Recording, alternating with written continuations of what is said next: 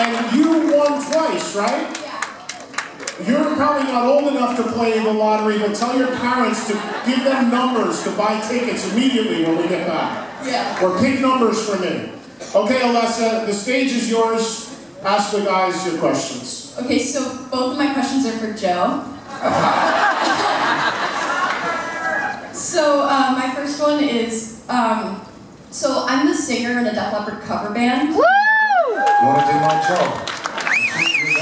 Come on, you shouldn't say that today. Go around. Jealous? No. And I was just wondering if you have any like tips on how to warm up and take care of your voice, you know? Today is a great question. Surely you've heard it. Yeah. Well, under normal circumstances, you should always warm up. It's like everything. You never see a sportsman not stretch before they go out and play because they'll do some damage. Now, the thing about a singer is it's the most critical member of any organisation where it's actually very reliant on health. Without being disrespectful to any other instrument on the planet, you can play a trumpet, a guitar, or a drum kit with flu, bronchitis, and pneumonia. You can't sing. When you're coughing all day long, like I have been doing, it's a bit like asking Phil to sandpaper the ends of his fingers and then play guitar with no pain. And you can't see it. So, you know, you can have a little cut on your arm and people go, oh, poor thing. Look down there. And it looks like Armageddon. You know?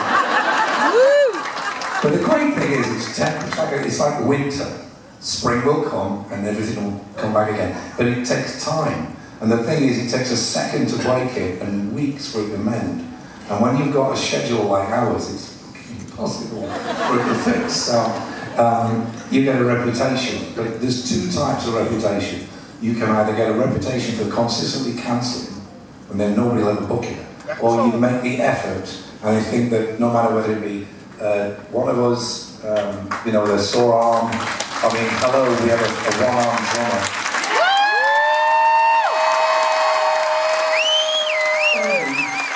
With a sore throat. If you turn up and make the effort, I think the perspiration wins over the inspiration in a life. Yeah! Alessa, before you ask your next question, I want to bring Phil and Sav into this conversation because I think this is something very important people need to know about Def Leppard. If you've seen the band live, and I'm sure you all have, the backing vocals that this band produces, real and live on stage, are simply incredible. And these two guys are a big part of that. As well as the other guys, but if you guys, I mean, Joe obviously being the lead singer has that pressure to make sure his voice is there, but you guys have to be in shape vocally too, because that needs to be there for those songs. So, Phil, what is your process like as far as a singer? Well, we just follow what Joe actually, we all done. When Vivian joined the band, he would do these vocal exercises, this guy Roger Love, and it sounds ridiculous, but we're all going, you come backstage, Joe does it, he's probably doing it this morning. I've been doing it all fucking night, mate. Yeah, exactly. So we all do that. It really makes it, you know, vocals are like an instrument. Now, a lot of bands, they just go, oh, it's the backing vocals. You know, we have them on a bridge section, every chorus, we have kind of dual vocal bits on every single song. So we have to do that. It's another instrument. It's as important as the guitar or the drums or whatever.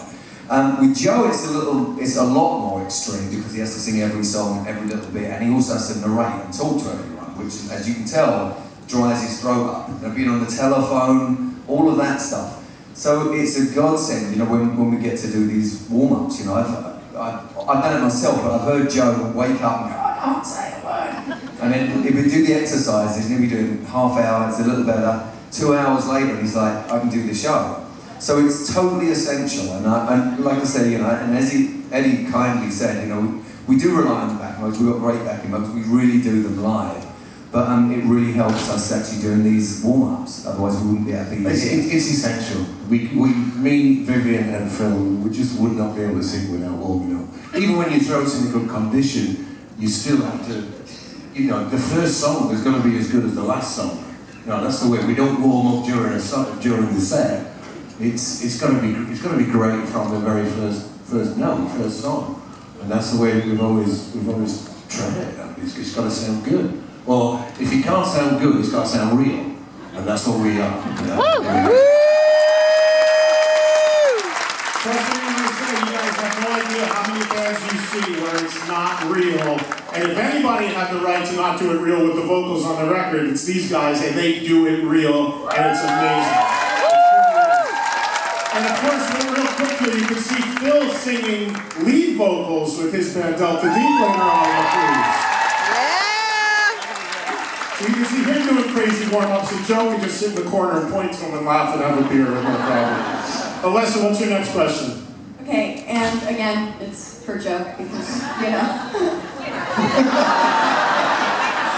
Okay, so, you've said before that you think that Where Does Love Go When It Dies is the best lyric you've ever written, and I just want to know if that's changed. What? Which song? Where Does Love Go When It Dies? I want to know if that's changed with the new album and why. Good questions. Now she's trying to take my job. So she's out for everybody's job. It's really one of those things where that song stood out for many years because it was probably the first time when we did that album where we weren't just writing fluff because we wanted to write fluff. We've always been one of these, like, you know, arena rock bands that wanted to write Back in Black or We Will Rock You, where it's all very celebratory. We reached a certain age when we were doing a slang album where for the first time in our lives we were experiencing death, divorce, childbirth, I mean, real human things. And it starts sinking into your psyche and your writing styles. And it was a very moody piece of music that needed a lyric of that style. With the new album, I don't know whether we've surpassed it, that's really for other people to say, but I think the song that we all took lead vocal on, We Belong, is pretty good.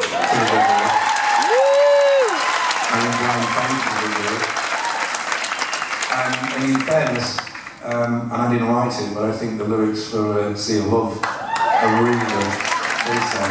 So there's a lot more songs on the new album that might start catching up with Where Does Love Go When It Dies, but it's too young to really tell, because it's like babies, they're all beautiful because they're yours. You know? You've got to let them grow a little bit till you fucking think shit. You know? Thank you, Alessa. Thank you, well done. I love it. Hardcore